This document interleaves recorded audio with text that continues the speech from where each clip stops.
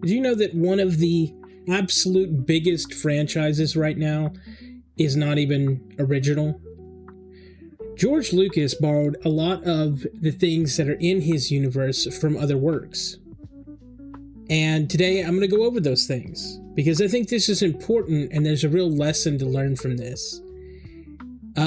Just picture yourself as young George Lucas and, you're doing your whole film thing and you're creative and you want to make something. I think we've all been at that place. If you're a creative person, you have talent and you want to make something impactful and you want to make something that means something, but also you have to consider the money side of it. Like, you need to make something that people enjoy, whether or not you personally like what you're making. There's a lot of friends that I've had, especially in the gaming industry, who have made, you're talking about like a Barbie dress-up game. Did it pay the bills? Yes. Did you personally enjoy it and think that it changed the world? No. So I think part of what I want to try to get at today here is creator originality, the stuff that people say, and like where you're at as a person when you think about like the stuff that you're doing, right? Like, does every single thing in your life have to be this meaningful, artful expression? I don't think so. I think there's a cool middle ground where you can say, I added something to this, but it doesn't have to be some kind of crazy nonsense at all. And just to prove this, I'm going to go through some of the stuff that George Lucas himself borrowed from other things. And this is going to blow your mind because if you've never heard of this before, you're going to sit back and go, damn, it's absolutely insane. So clearly, George Lucas was a big fan of Dune. And for I think most of you've seen the new Dune movies, but didn't always used to be like that. Dune had, especially when it was made into a movie. Now, when it was a book, and it was in like its purest form, and you're reading it, and it was written how it was meant to be, and it was drawn out, and it was long, and it had time to express certain ideas and things like that. That is the best way for it to be consumed. Now, I think obviously George Lucas has read those. And when it finally got turned into a movie, the movie was almost too insane for studios to fund. They didn't want to fund the movie because it was going to cost too much. Everything inside these books was so fantastic and so creative, and so, you have to think of a time when studios barely wanted to create things historically accurately because it's just cheaper not to. So you think of all the movies with like Romans and Egypt and all this stuff, and they weren't filming on location. They were filming in studios where they purpose built these sets. These sets were small. There wasn't as much money as we think of it today in Hollywood as there was back then. And today you could film on set, you could spend hundreds of millions of dollars. Like, the budget for these things has crept up to the point where all the time we talk about, oh, well, it's just inflation, they're just spending more, but it's like the same. It's not. Just 20, 30 years ago, to ask for a budget of $100 million to $200 million would be insane. And today you could say, well, there's enough people to support what they're making, but quite frankly, a lot of them do not make their money back. A young George Lucas sitting there trying to figure out what he wants to do, trying to figure out how to make his name, because that's every director's, especially like they're going to these cinematography schools, really ingrained in these guys. Like, you gotta sit down and you gotta make it, and they teach the classics and they teach fundamentals and they teach a lot of these core principles, but the really, really good ones and the really good cinema people, right? They want more. They want to make their mark. They want to make a signature style. They hear about all these, like, you know, how Kurosawa did, and they hear about these things. They want to emulate those things. But it's crazy that someone that we look up to and say, wow, you really did this thing, and he sold it for billions of dollars, and it wasn't even his original idea. So I think there has to be a middle ground where we talk about this sort of thing. So let me get into it. Let me explain. So George Lucas, what he borrowed from just Dune, the planet Arrakis is word for word Tatooine. Okay? So he borrowed the entire planet. He borrowed the mythos. He borrowed, you know, even the in Star Wars, the Kessel spice mines. Okay, spice is still in Star Wars. It's not referred to as much because I think it's like a more blatant thing. But if you look at like the extended universe, you look at the books and you look into it, it's like there's a lot going on in the movies for them to talk about, like, trade. If you watch like the Clone Wars and stuff like that, they have more time to like draw that out, and you get a sense of like how trade works. But the spice, it's in both films.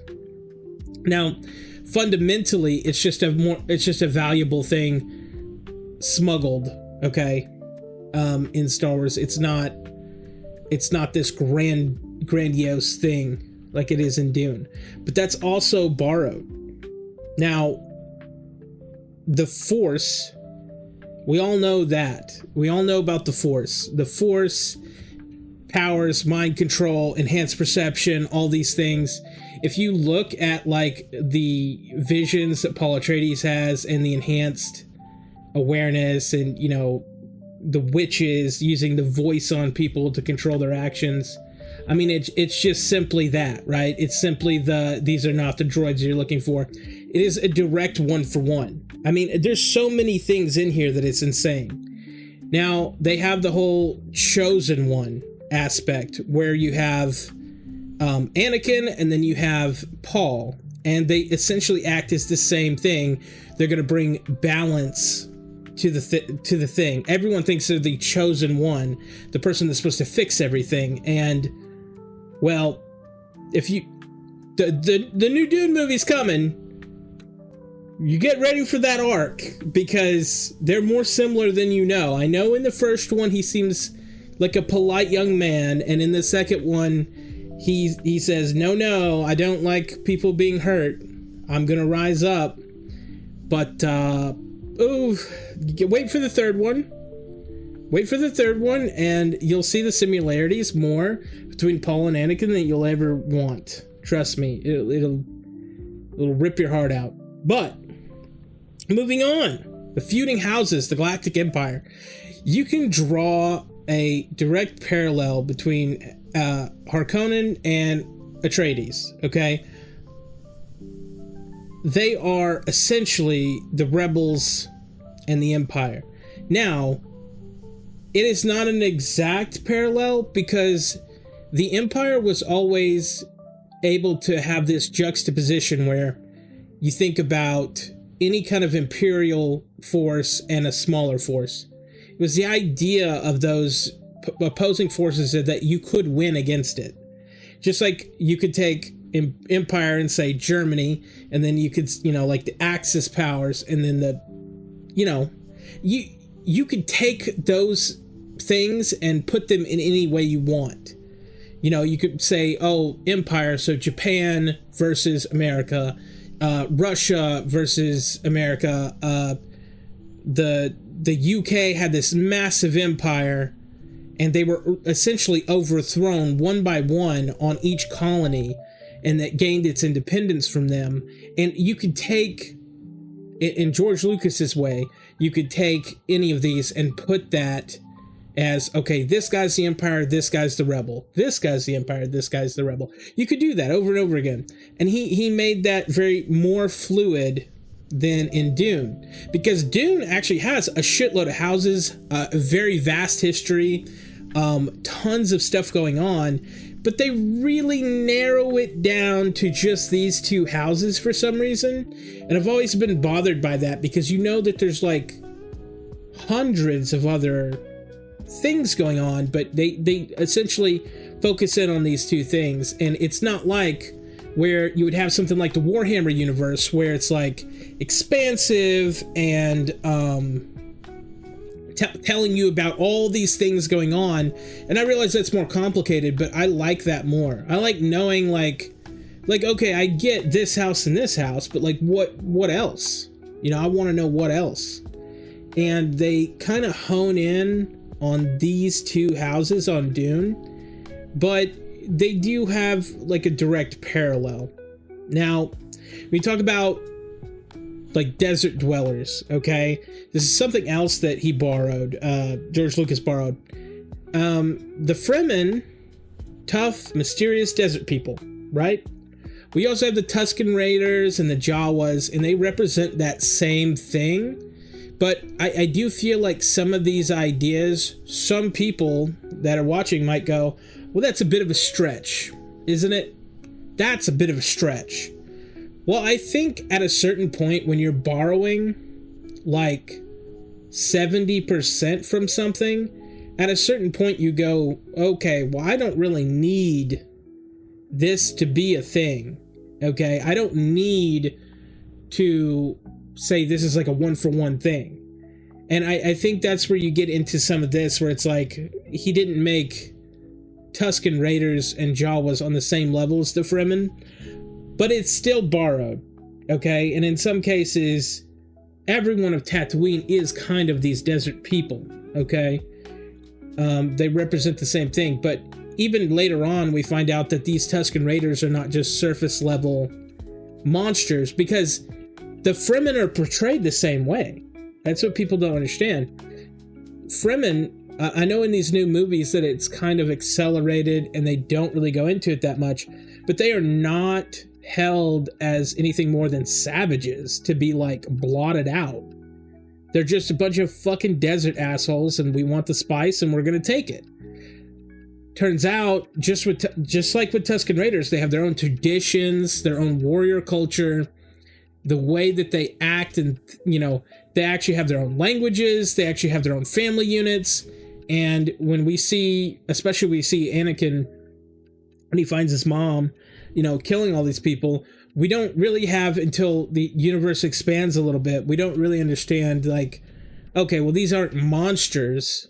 This thing did happen, but, you know, especially when we have the Boba Fett series, we kind of see more of that culture, and we kind of see, oh, the thing that Anakin did was really fucked. Even though, quite frankly, what happened to his mother was too. I'm not trying to justify anything, but I think the whole idea of it was Fremen and Tusken Raiders have that same kind of monstrous, you're able to scapegoat it really easy. But then you realize, oh no, there's actually like a lot more under the surface, and they both have the warrior culture, they both have that kind of thing, and that borrowing of things definitely comes through. Now, you also have the Jedis, okay? And we kind of went over that with the hardcore, the Bene Gesserit has the hardcore religious belief. The Jedi are essentially, I mean, I know we like to, everyone says that, you know, are they a religious thing? Are they more like, is this just a teaching, right? That it's just a path they're following. It's not really religious. Well, there's a lot of Jedi that in the expanded universe it talks about, they really do, you know, it really is like a religion, like a hardcore, very hardcore religion. The same as like the Sith take it very seriously to an extreme, and that there's everything from in between that. Now, we really, because we're focusing on Anakin and the struggle he has between light and dark, we really see a lot of the gray, okay, like the gray Jedi philosophy, where just like his masters weren't really good masters when you think about it.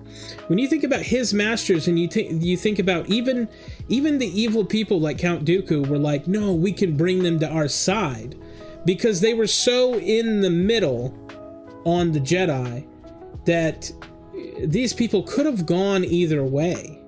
They were very gray centric, and you even see that with Ahsoka, and you see how she becomes more of a gray Jedi, because everyone trained through that philosophy kind of picks up that same mentality of, like, you know, we're not fully in this thing, we are a part of this thing.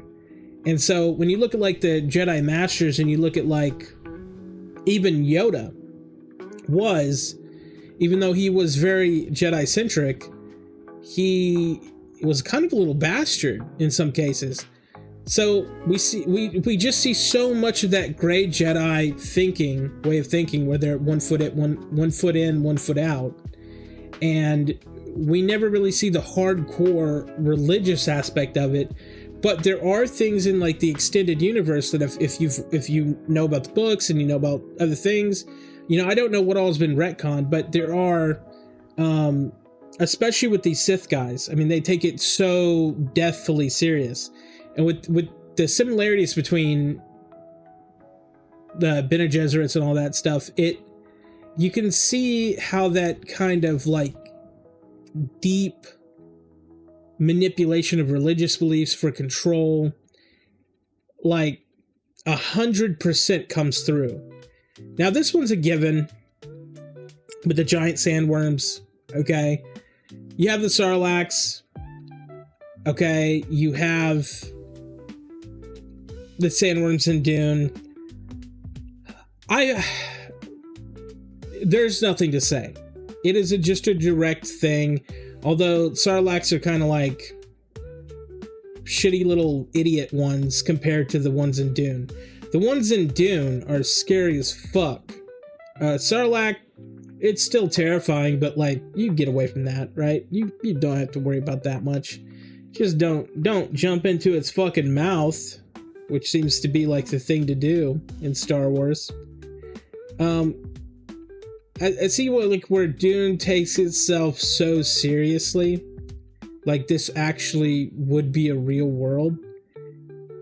Star Wars is kind of more on the lofty side of things. They just they want to put you in the world, but they don't need you to believe it. They just want to show you a good time. And I think that's where it won out versus Dune, because Dune took itself very serious. It was a very serious, and you see kind of like where the culture went. Like, which one do you prefer? And I think when art takes itself too serious, it's very hard for someone to connect to it, because not everyone has that same passion. Some people are just looking for a good movie to watch, right? Not everyone has that same passion as you do. So when you're making something, just really consider, you know, no one cares about it like you do. No one cares that you stayed up late at night and you painted with the different cups of the last of your coffee to make this artwork, and it was to represent of your stroke. Like, no one cares. Is it a good piece of art? Do people like it? Can it sell well? You know, do people enjoy it? Does it bring them joy? Does it bring them sadness? Does it make them feel something? It doesn't have to be happy, but it has to at least connect with people.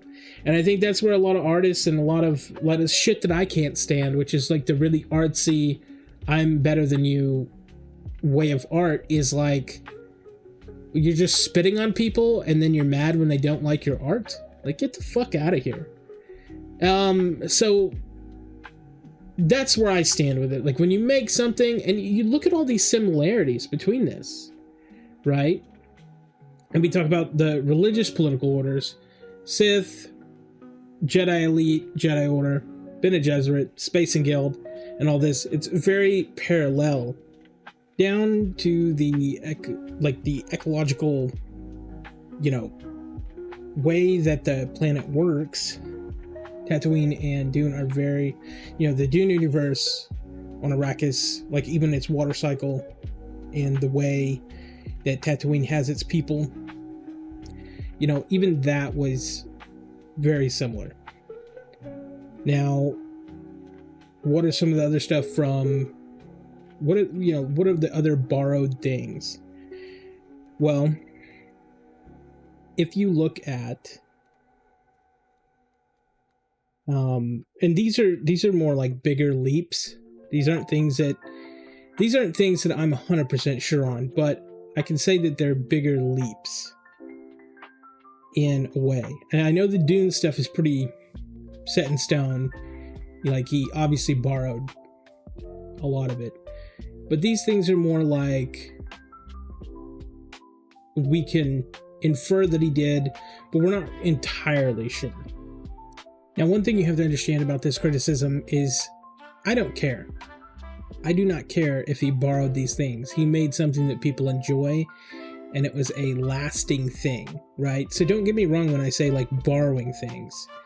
I don't care. If I made a work and someone borrowed it as an idea, a concept, I think that's pretty valid. You were inspired by somebody that wanted to be inspiring. Like, these people that make these things that people are borrowing are not doing it solely to just entertain. A lot of them, especially like Kurosawa, wanted to inspire a generation.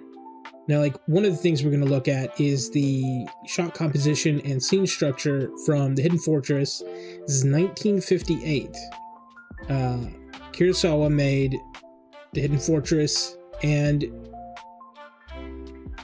kind of like, when you look at the point of view of like the peasant characters, like the C-3PO and R2-D2, and then you look at the princess fleeing the enemies, you have Princess Leia. General Makabe represents like Obi-Wan, Kenobi, like figure. Actually funny that their names even sound a little similar. And then you can see like the shot composition and the scene structure was borrowed in a way, but you have to understand, all the stuff that I'm going to name on these lists that I've made are from we're looking at George Lucas coming out of an era where he is setting out to do something, and this is the 1970s, okay? So we don't have stuff, some of the stuff I'm naming will feel very familiar, like Dune, but he didn't have those reboots. He just had the books at this point. You know what I mean? Like, everything that I'm talking about, he had to really pull his resources and find these things that inspire him, because we have this, like the Flash Gordon stuff, space battles, the crawl text at the beginning, planet hopping adventures, Emperor Ming parallels with Palpatine. That's 1930s and on. And so he's having to pull a lot of different resources together, because he's trying to, I think what the overall thing is, he's writing something that's supposed to be an epic, almost like an epic structure. Not epic as in really cool, like epic as in the literary epic. And it's supposed to, his whole goal is like, I have to write something that appeals to people and gets funded. That's the worst part, because getting funding for this was next to impossible. But he was able to pull it off did things so cheaply. We get the thing filmed and we get this done in a way that's cheap, but we still put our hearts into it. And that's what he did. And this is very incredible. It's very interesting. Some of the other stuff that he pulled was The Hero with 1,000 Faces, Joseph Campbell, the hero's journey structures, which was like Luke's path, the mentor's death, which is Obi-Wan, and the descent into the abyss. We talk about the Death Star, Dagobah, and stuff like that. Then you have Buck Rogers. Buck Rogers is also, combined with that Flash Gordon thing, comics and things like that. There's futuristic weapons, robots, space dogfights. And there was a big, we don't see it as much now, but the big thing back then is like the space, the idea of space, the idea of, you know, aliens and things like that were becoming popular. And, you know, nowadays we just see sci-fi as this thing that naturally is. It was always there. But when you go back, like, especially to this time, sci-fi was very niche. It's like D&D.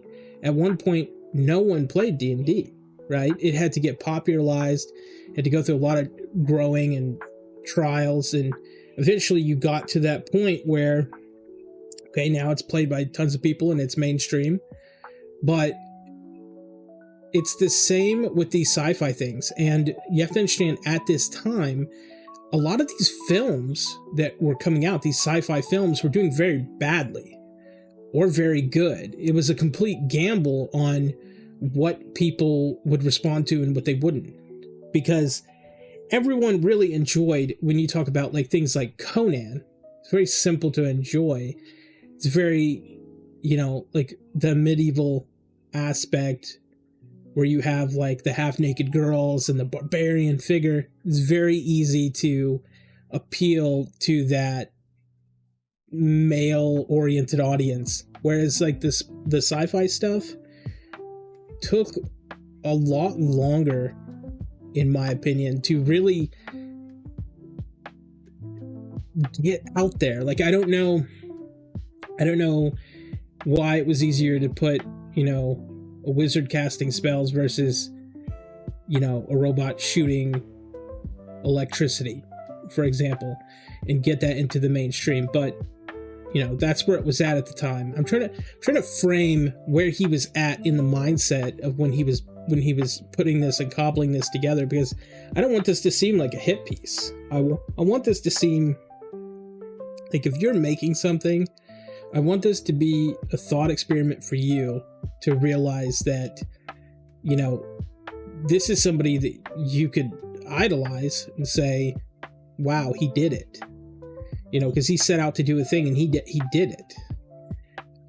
Some more stuff that he borrowed is like the dogfight, the World War II dogfight footage, where some of the aerial combat that he did in Star Wars was very reminiscent of like that dogfighting aspect of those World War II films that were coming out and had been, you know, kind of popularized because they had the Red Baron.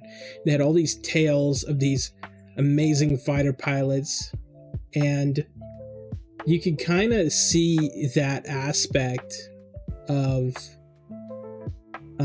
when he put that in there, of like people wanted to be that heroic fighter pilot kind of thing. And you didn't see that as much in these sci-fi films, where a lot of it was really just set on the planet. And even like when you think about Star Trek, like a lot of it was not in spaceships fighting each other. It was on, you know, the planet. But he really sold it. That was one of the key aspects of Star Wars that Star Wars did right, that almost no other sci-fi thing did, where they got that aerial combat clean, realistic, and really sold it with like, you know, you're getting close-ups of these pilots dying. Okay, whereas, you know, you have a large-scale battle, maybe you see stuff exploding, but you don't really know who's dying or who's living, right? So it was one of those things that's like really refreshing. Now, obviously he borrowed a lot from like samurai films and culture, where you have Darth Vader's armor is kind of closely resembling like that samurai armor, and the Jedi's kind of follow a Bushido type code. And obviously Jedi's are very inspired by samurais, where they have the robe, honor, and swords, and then they, you know, they have their lightsabers. Were really, even the way they fight in some cases, inspired by that kind of samurai film and samurai culture, where, you know, when you see a sword fight in a medieval movie, it is about, you know, dueling or fighting or fighting a war, where the samurai films at the time, especially in the 1970s when he's looking at this, it was more about like there are two men, and then this goes into the next part, which is westerns. There's two men, and they're not just fighting with swords, they're fighting minds, culture, and different things like that in their head. They know that they're both masters, and one of you is not walking away. Very rarely in the Star Wars universe did everyone just walk away unharmed after having a big battle. And despite the newer movies, I'm mostly focusing on like the ones that George Lucas really had a hand in. But really, when two master people like come together, like, you don't typically, one of them's walking away and one of them isn't, and watching these samurai films where they do a lot of the close-ups and the talking, it's not about necessarily the sword fight, it's about dynamically opposing ideas and cultures and what you're fighting for, and then explaining that in a way that's really beautiful. And I think he did that very well. And so all these things that are borrowed, like especially this, westerns, he borrowed like the Han Solo character is your typical gunslinger. The cantina scene has always been a big favorite. That's because it harkens back to that Wild West saloon style thing that everyone is so comfortable with. He placed it in such a comforting area to kind of bring in people that wouldn't normally like that sci-fi feel, because the lawlessness of it, and some of the stuff that he brought in was very skillfully done. Okay, and it's like, is borrowing a bad thing? I keep coming back to that in my mind. I don't think it is. I think that he did it very well. Now, the next thing is Metropolis, 1972, Fritz Lang. You have the C-3PO's design is heavily inspired by the robot in that. And then you have Wizard of Oz, 1939, Ragtag Group of Travelers, which is, our main, Leia is Dorothy. Vader is like the Wicked Witch. It's a rescue mission. You get your Ragtag Group of Travelers, and they are, you have your Wookiee, your Tin Man. So you have your Wookiee, which is your, lion. You have your Tin Man, and, you have, quite frankly, Han Solo is the, no brain, like all brawn. So I think it's funny how it mirrors that kind of Wizard of Oz thing. He really did skillfully weave a lot of these different things together that feels good into a story that you don't feel like it's being done, but it is. All of these things are woven together in a way where you don't really notice it. And when I was doing research for this, I did have a little reaching moment. Okay, I wanted to put Lord of the Rings on the list because I feel like he would have read it, and I feel like he would have incorporated some of it. And I don't know that this is true. I don't know if I feel comfortable with these comparisons, but I said, I look back at 1970s and what all would he have access to? So obviously he would have access to Lord of the Rings as the books, and I can't quite remember when they did some of those first animated movies, but he would have definitely had access to the books. It would have been popular at the time. I mean, not as popular probably, but he would have known. As like a student of art, he would have known. And I kind of feel like the Gandalf would be kind of like akin to like Obi-Wan as that wise mentor, and the Fellowship kind of equals like the rebels. as the underdogs against the Empire. And Sauron would be like Vader. And you see he's a Dark Lord, and they're like the Empire. But it's a stretch. It is a stretch. But I was like, and you know what? Quite frankly, this is a long video, but this might not even be the full list of inspirations. But I do feel like when you go down this list of inspirations, it's very interesting.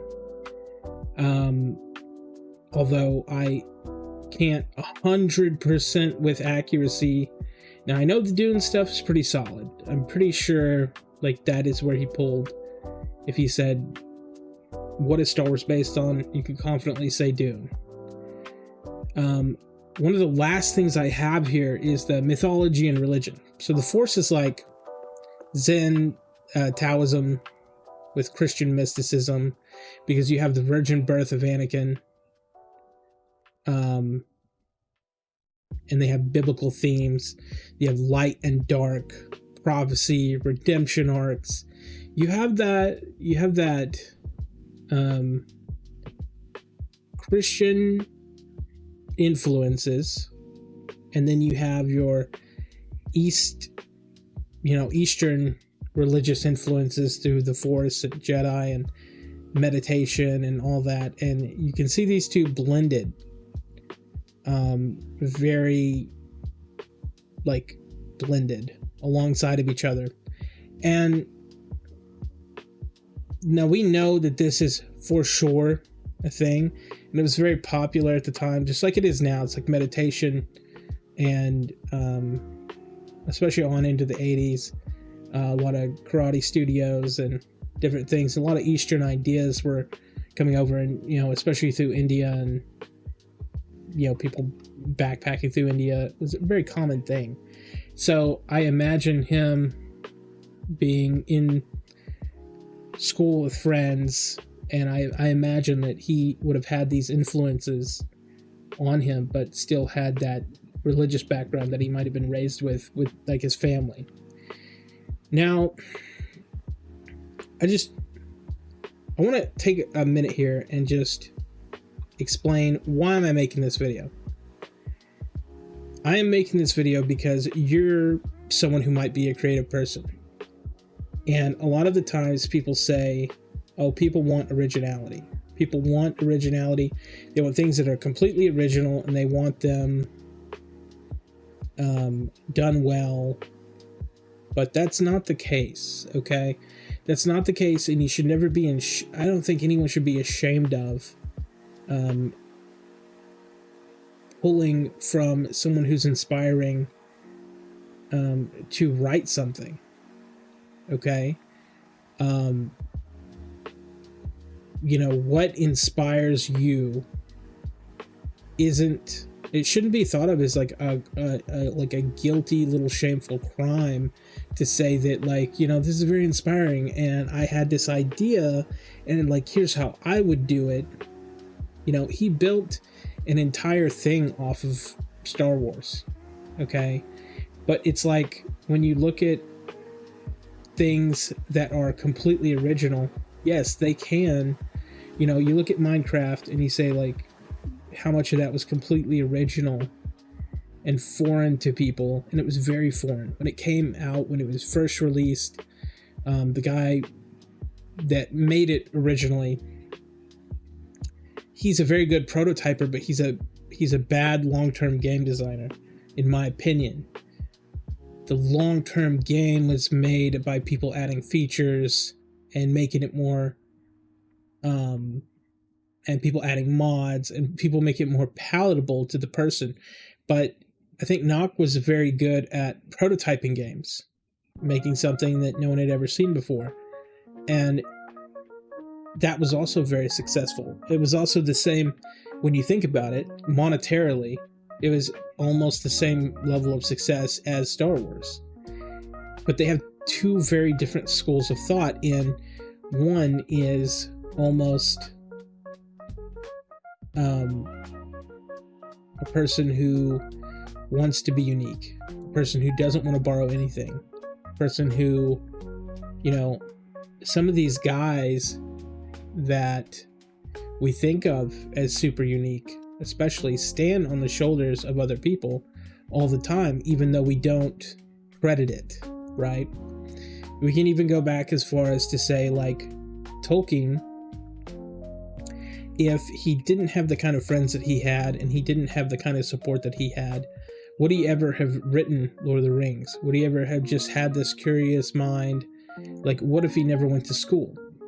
What if he was denied the ability to end up at that college and to learn from people who taught him, you know, the root word of things? And, you know, would he have ever ended up there? And it's the same thing with these people like Kurosawa, for instance. If they could have borrowed techniques from someone, they would have. But when you hear about these people who originated an industry, a lot of them just say, people told me it couldn't be done, but I needed it to be done, so I had to figure out how to do it. You know, it's a curious mind, and you say that those people are completely original, and they didn't borrow anything from anyone. But it's the same instance where you say, everybody borrows something from somewhere. Even a lot of these great directors said that, like, you know, when you have an idea for something, and they say, oh, well, when I was a kid, I heard a story about the boogeyman, and then I had this movie idea when I was older, and it stuck with me. Okay? It's that same kind of logic. It's like people borrow things all the time. You don't have to be a totally, you know, because quite honestly, Star Wars, with the amount of stuff it borrowed, you know, coming out today in this world, geez, might even be a legal battle, you know? But coming out when it did, probably created a rift of emotions, but, you know, thankfully, legally, nothing happened. But where I'm at with it is, everyone is out here trying to be totally original with their art. And it is fine to be original. But the people who tell you that they want original things don't. A lot of these people who are out here playing video games and doing things, they do so because there's a certain comfort. If someone plays racing games, they like racing games. How can you take racing and make it totally original? I'm sure there's a way you could, but would it sell as good as just another racing game that feels similar to the ones that they love? It wouldn't. It never does. It is almost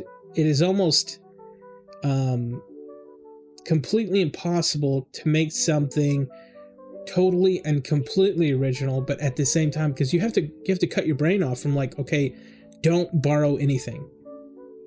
Don't borrow from experiences, emotions, stories. How is that possible? You know, anything that's ever been written that is a vampire related thing was borrowed from mythology. You know what I mean? There's, you know, maybe mythology is the wrong word, but culturally, vampires have been around for a while. They've evolved over time. And I'm saying, if there's anyone watching this that wants advice on, you know, writing, movie making, game making, and things like that, my absolute deepest advice to you would be, do not participate in this bullshit attempt by the users to tell you they want something totally original, because that's not true. It's not true. Borrow things that make you happy, make them your own, and craft a world that's enjoyable, and people will respond to that. You know, you look at Stardew Valley, you look at Undertale, you look at, you know, even Vampire Survivor, and you look at these kind of games and you say, like, how much of it is totally original? And a lot of it is just comfort. People found comfort in the ideas, the setting, the way it played. You know, comfort can come from anywhere, but new ideas are hard to grasp. If I showed you completely original ideas, 100 completely original ideas, and 100 games that were similar to games that you already love, but not totally original, you're gonna pick those games more than you'd pick these original titles. Now, you might, and here's this issue, is there's a lot of people who say stuff to seem a certain way, but actually they're different. It's like the same guy who says, like, oh, Fast and the Furious, I've never watched that bullshit. Secretly they have. And it's that kind of way that they appeal to other people to make themselves seem a certain way because they want to be portrayed in a way that's more favorable. But I think if you're totally honest with yourself and you see a lot of these horror writers, people think a lot of these horror writers are just assholes. But quite frankly, a lot of these horror writers have been abused their entire lives and put in a hole and told their ideas are just macabre for just being just horror for horror's sake, that their ideas are less than. And you could even say this about Stephen King.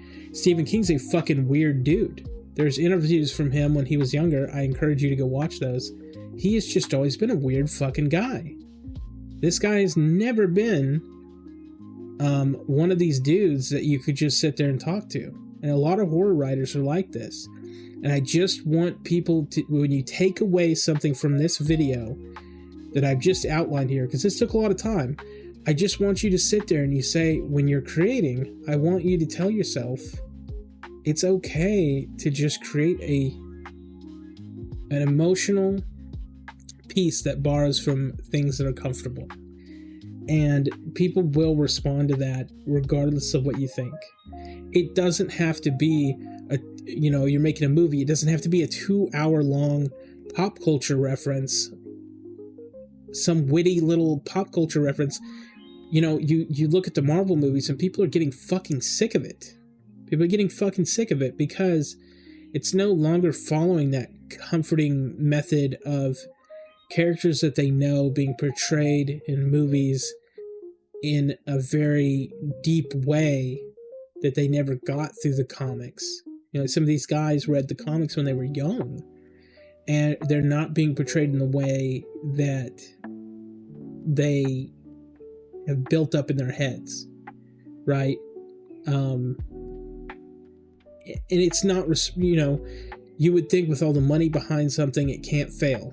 Well, you look at stuff like Rings of Power, and no matter how much money you put behind something, it does not replace, just because you borrowed a name, just because you have things that are similar, and just because you put infinite money behind it, does not mean that you can pass off a work that doesn't hit those key things that I'm talking about as a piece that people enjoy, because we have a market right now that says you'll enjoy it. They're not saying come have fun. They're saying you're going to enjoy it. And people don't respond to that. People don't. If you've ever had a friend in your friend group that said, hey, you're going to love this movie, it's going to be the best movie you've ever seen, and then you see it and you go, this is not that great. They've got an idea of who you are built up in their head, and it's the same way that companies are treating the people that pay them right now, and it's a bad environment. When Tolkien was writing Lord of the Rings, he didn't fucking care whether a single soul read that, and that's true. He did not give a fuck. If he died and nothing ever came from it, fine. But it didn't. People enjoyed the world he created, and he said, come on in. Come explore this world that I made. And I think that's where you should be at with everything. You should really consider, when I'm making a world, what should that world look like? And what should I borrow and what should I make comfortable for the person that seems inviting. So if you take away anything from this, just take away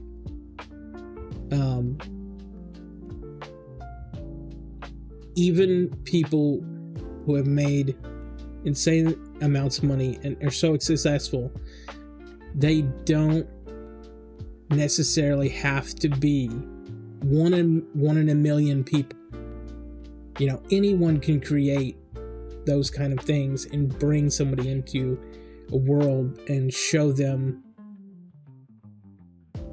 that they care about what they made.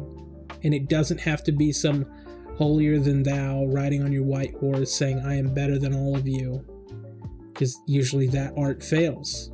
People don't like being preached to. People don't like